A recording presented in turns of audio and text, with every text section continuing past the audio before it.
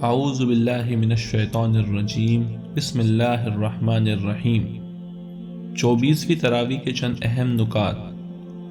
سورہ مجادلہ میں خاندان کو پیش آنے والی مشکل کا حل بتاتے ہوئے سبق دیا گیا ہے کہ اگر کسی کو اسلام کے حکم کے سبب زندگی میں کوئی مشکل پیش آئے تو اس کو نہایت خلوص کے ساتھ اللہ اور اس کے رسول صلی اللہ علیہ وسلم کے سامنے عرض کرے۔ امید ہے کہ اس کی مشکل حل ہونے کی راہ نکل آئے گی۔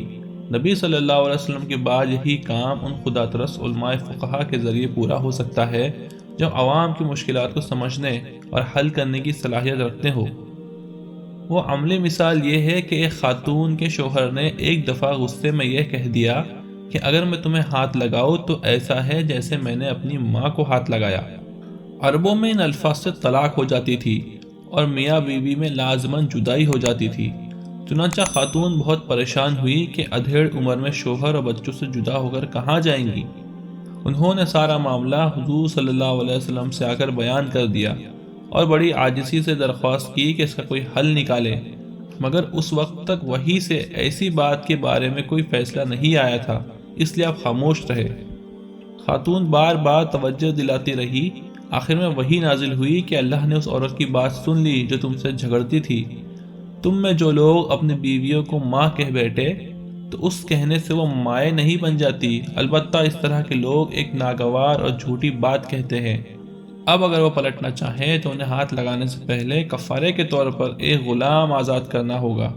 اگر غلام میسر نہ ہو تو لگاتار 2 ماہ کے روزے رکھے، اور اس کی طاقت نہ رکھتے ہو تو 60 مسکینوں کو کھانا کھلائیں۔ اس کے بعد چند ضروری مجلسی آداب کی تلقین کی گئی ہے۔ فرمایا، آپ کو خبر نہیں ہے کہ زمین آسمانوں کی ہر چیز کا اللہ کو علم ہے۔ جہاں کہیں 3 آدمی گفتگو کرتے ہیں، چوتھی ذات اللہ کی ہوتی ہے، جب 5 ہوتے ہیں چھٹی اللہ کی ذات ہوتی ہے۔ خفیہ بات کرنے والے اس سے کم ہو یا زیادہ، وہ جہاں کہیں ہوتے ہیں اللہ ان کے ساتھ ہوتا ہے۔ پھر قیامت کے روز اللہ ان کو بتا دے گا کہ انہوں نے کیا کچھ کیا۔ اللہ ہر چیز کا علم رکھتا ہے، جیسا کہ رسول صلی اللہ علیہ وسلم اور اس خاتون کے درمیان گفتگو ہوئی۔ اللہ نے سن لیا اور اس کے متعلق احکامات نازل فرمائے۔ البتہ سرگوشی سے منع کیا گیا، خاص طور پر یہ کہ گناہ، ظلم و زیادتی اور رسول کی نافرمانی کے لیے سرگوشی اللہ کے نزدیک کفر کی بات ہے۔ ایسی باتیں یا حرکتیں بھی نہیں کرنی چاہیے جن سے لوگوں کے لیے تنگ دلی کا اظہار ہو یا تکلیف پہنچے۔ سورہ حشر میں منافقین سے خطاب ہے، انہیں آگاہ کیا گیا کہ وہ ان واقعات سے سبق لیں جن دشمنوں کو وہ ناقابل تسخیر سمجھتے تھے، یعنی مدینہ کے یہود۔ اللہ نے کس طرح وہ حالات پیدا کر دی کہ وہ خود ہی اپنے گھر اجاڑ کر مدینہ چھوڑنے پر مجبور ہو گئے اور کوئی بھی ان کے کام نہ آ سکا۔ مسلمانوں سے کہا گیا، اے ایمان والو، اللہ سے ڈرو۔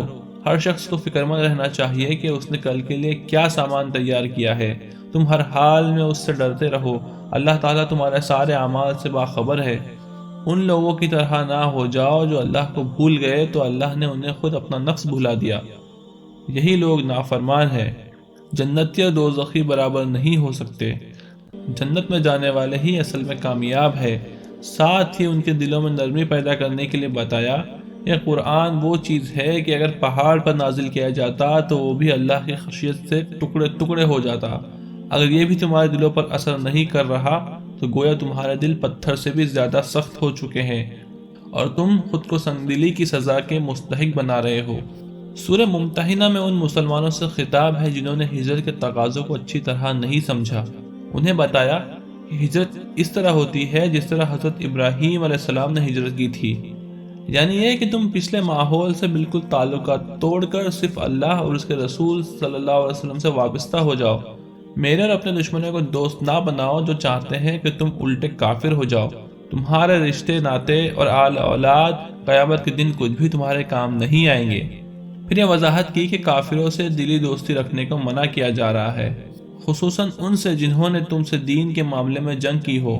اللہ تمہیں ان لوگوں کے ساتھ حسن سلوک اور انصاف کرنے سے نہیں روکتا جنہوں نے دین کے معاملے میں نہ تم سے جنگ کی ہو نہ تم کو گھر سے نکالا ہو۔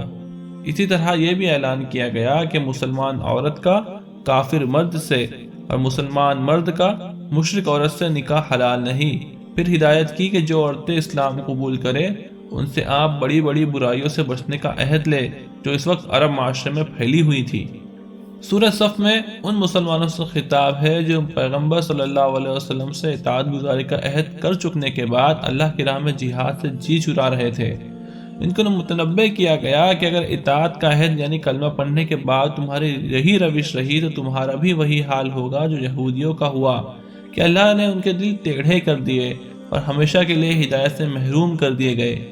جب حضرت عیسیٰ علیہ السلام ان کے پاس آئے تو معجزات کے باوجود ان کا انکار کر دیا اور اب اسلام کی مخالفت کر رہے ہیں، حالانکہ اسلام ان کی اور مشرکین کی مرضی کے خلاف اس سرزمین میں سارے دینوں پر غالب آ کر رہے گا۔ کمزور مسلمانوں کو صحیح راہ اختیار کرنے کی تلقین دی کہ دین کی راہ میں جان و مال سے جہاد کرو، کامیابی کی یہی راہ ہے۔ آخرت میں بھی اور دنیا میں بھی اللہ کی مدد اور اس کی فتح سے ہمکنار ہوگے جو اب آنے ہی والی ہے اور جو تمہاری تمنا بھی ہے۔ جس طرح حضرت عیسیٰ علیہ السلام کے حواریوں کے ساتھ ہوا تھا کہ انہیں اللہ کے راستے میں پکارا گیا تو انہوں نے لبیک کہا۔ سورہ جمعہ میں حضرت ابراہیم علیہ السلام کی دعا کی طرف اشارہ کر کے مشرکین مکہ پر واضح کیا کہ نبی صلی اللہ علیہ وسلم کی بعثت کی شکل میں اللہ نے جس عظیم نعمت سے ان کو نوازا ہے اس کی قدر کرے اور یہودیوں کی سازشوں کا شکار ہو کر اپنے آپ کو اس فضل عظیم سے محروم نہ کریں۔ جن یہودیوں کو توریت دی گئی مگر انہوں نے اس کا بار نہ اٹھایا، ان کی مثال اس گدھے کی سی ہے جس پر کتابیں لدی ہوئی ہو۔ اس سے بھی زیادہ بری مثال ہے ان لوگوں کی جنہوں نے اللہ کی آیات کو جھٹلا دیا۔ اللہ ظالموں کو ہدایت نہیں دیتا۔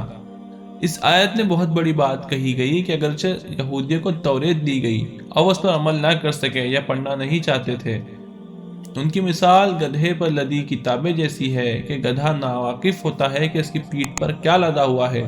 اگر یہ مثال یہودیوں پر صادق آتی ہے تو کیا ان مسلمانوں پر صادق نہیں آتی جو قرآن نہیں پڑھتے نہ اس پر عمل کرتے ہیں؟ آخر ان پر بھی تو یہ کتاب اتاری گئی اور وہ بھی گدھے کی طرح اسے اٹھائے ہوئے ہیں مگر انہیں نہیں معلوم کہ اس کتاب کے اندر کیا ہے۔ جمعے کی اذان ہوتے ہی نماز کی طرف دوڑنے کا حکم دیا گیا ہے اور خرید و فروخت ممنوع قرار دی گئی اور اس عمل کو تجارت سے بہتر قرار دیا گیا۔ البتہ نماز کے بعد پھر کاروبار کرنے کی اجازت ہے۔ اللہ کا فضل تلاش کرنے کا حکم ہے، ساتھ ہی کثرت کے ساتھ خدا کی یاد بھی ہونی چاہیے۔ پھر مسلمانوں کے گروہ کو ملامت کی کہ اس نے بنیادی کاروبار کے لالچ میں جمعہ اور رسول اللہ صلی اللہ علیہ وسلم کا احترام ملحوظ نہیں رکھا۔ اس کا مطلب ہے کہ انہوں نے اس سودے کی حقیقت کو نہیں سمجھا جو انہوں نے کلمہ پڑھ کر اپنے رب سے کیا ہے۔ سورہ منافقون کے پہلے رکوع میں منافقین کا کردار بتایا ہے کہ قسمیں کھا کھا کر اپنا ایمان جتاتے ہیں، حالانکہ ایمان قسمیں کھا کر جتانے کی نہیں بلکہ عمل کر کے دکھانے کی چیز ہے، مگر ان کا یہ حال ہے کہ دنیا کی محبت میں گرفتار ہے۔ دوسرے رکوع میں مسلمانوں کو متنبہ کیا گیا کہ وہ مال و اولاد کی محبت میں پھنس کر اللہ کی یاد سے غافل نہ ہو۔ اگر آج انہوں نے اللہ کی راہ میں مال خرچ نہ کیا تو مرتے وقت تک پچھتانے کے سوا ہاتھ کچھ نہ آئے گا۔ گویا اس میں منافقت کا جو اصل سبب ہے اس سے بچنے کی تاکید کی گئی ہے۔ سورۃ تغابن میں بتایا گیا ہے کہ اس دنیا کی زندگی ہی کل زندگی نہیں بلکہ اصل زندگی تو آخرت کی زندگی ہے جو لازماً آ کر رہے گی، اور یہ فیصلہ وہیں ہونا ہے کہ اس دنیا میں آ کر کون ہارا اور کون جیتا۔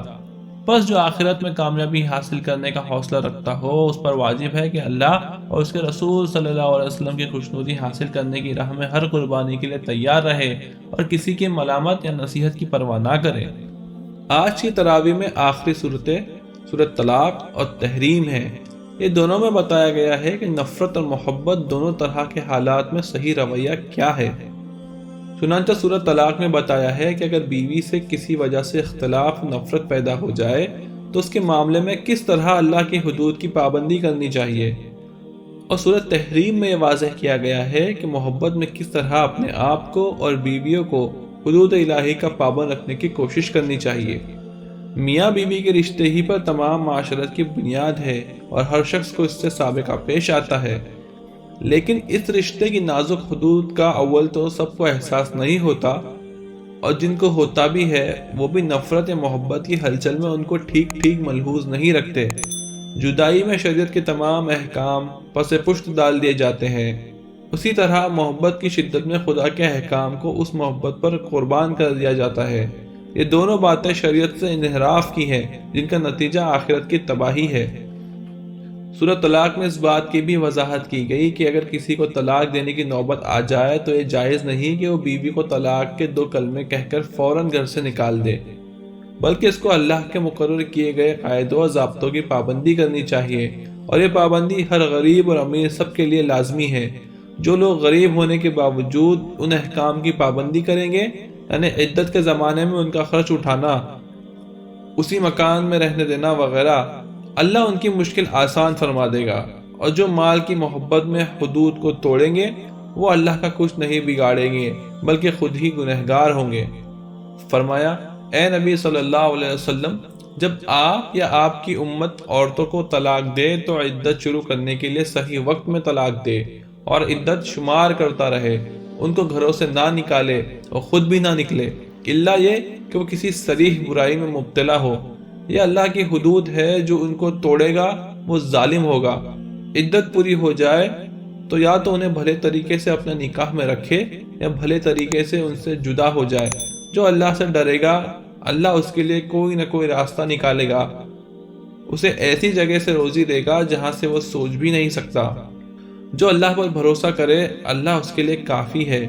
اللہ اپنا کام پورا کر کے رہتا ہے، اس نے ہر چیز کی ایک تقدیر مقرر کر رکھی ہے۔ جن عورتوں کا حیض آنا بند ہو جائے یا جنہیں ابھی حیض آیا ہی نہیں، ان کی عدت 3 ماہ ہے، اور حاملہ عورت کی عدت بچے کی پیدائش تک ہے۔ جو اللہ سے ڈرتا ہے اللہ اس کے معاملے کو آسان فرماتا ہے۔ تم جہاں رہتے ہو عورتوں کو وہیں رکھو، انہیں تنگ کرتے ہوئے نہ ستاؤ۔ اگر حاملہ ہو تو پیدائش تک ان پر خوشی خوشی خرچ کرو، دودھ پلائے تو انہیں ان کا معاوضہ دو، بھلے طریقے سے سب طے کر لو۔ خوشحال آدمی اپنے خوشحالی کے مطابق اور غریب سے جو کچھ ہو سکے خرچ کرے۔ اللہ اتنی ہی تکلیف دیتا ہے جتنی بندے کی وسعت ہے، بعید نہیں کہ تنگی کے بعد فراخی عطا فرمائے۔ سورہ تحریم میں یہ بتایا ہے کہ محبت کے غلبے کے باوجود کس طرح اللہ کی حدود کی حفاظت کرنی چاہیے۔ چنانچہ نبی صلی اللہ علیہ وسلم کا احتساب اللہ تعالیٰ نے ایسے فعل پر کیا جو اگرچہ اس لیے ظاہر ہوا تھا کہ کمزوروں پر نرمی اور بیویوں سے دلداری کی جائے، لیکن اللہ نے اس پر بھی گرفت لی کیونکہ اللہ کا رسول تمام امت کے لیے نمونہ ہوتا ہے۔ فرمایا، اے نبی صلی اللہ علیہ وسلم، تم اپنی بیویوں کی دلداری میں وہ چیز کیوں اپنے اوپر حرام کر بیٹھے ہو جو اللہ نے تمہارے لیے جائز کی ہے۔ اسی طرح جب نبی صلی اللہ علیہ وسلم نے اپنی ایک بیوی سے ایک راز کی بات کی اور انہوں نے اس کی خبر دوسری کو کر دی تو اللہ نے اس حرکت سے پیغمبر صلی اللہ علیہ وسلم کو آگاہ فرما دیا اور بیویوں کو خطاب کر کے کہا کہ اگر تم دونوں اللہ سے توبہ کرو تو یہی بات تمہارے شایان شان ہے۔ یہاں گرفت اس بات پر کی گئی ہے کہ محبت کے اندر بھی اللہ اور رسول کی بتائی ہوئی حدود کا خیال رکھنا چاہیے۔ پھر عام مسلمانوں کو خبردار کیا ہے کہ تم بھی اپنے آپ کو، اپنے بال بچوں کو دوزخ کی آگ سے بچانے کی فکر کرو۔ پھر اللہ نے 4 عورتوں کی مثال دے کر سمجھایا کہ برے سے برے ماحول میں بھی آدمی پر اپنے ایمان کی حفاظت واجب ہے۔ اس کے لیے اللہ نے حضرت آسیہ، حضرت مریم علیہ السلام اور حضرت لوط علیہ السلام اور حضرت نوح علیہ السلام کی بیویوں کی مثالیں دی ہیں کہ پہلی 2 عورتوں نے اپنے ایمان کی حفاظت کی اور اللہ کے ہاں بڑا درجہ پایا۔ تیسری اور چوتھی عورتوں نے ایمان کے تقاضے پورے نہیں کیے تو عذاب کا نشانہ بنی، حالانکہ وہ نبی کی بیوی تھی۔ ساتھ یہ بات بھی واضح کر دی کہ عورت بھی اپنی پیدائش کے لحاظ سے نیکی اور بدی کے جذبات اور میلانات رکھتی ہے۔ یہ صحیح نہیں کہ بدی کا سرچشمہ عورت ہی کو قرار دیا جائے۔ یہاں 24ویں تراویح کا بیان ختم ہوا۔ اللہ تعالی ہم سب کو قرآن پڑھنے، اس کو سمجھنے اور اس پر عمل کی توفیق عطا فرمائے۔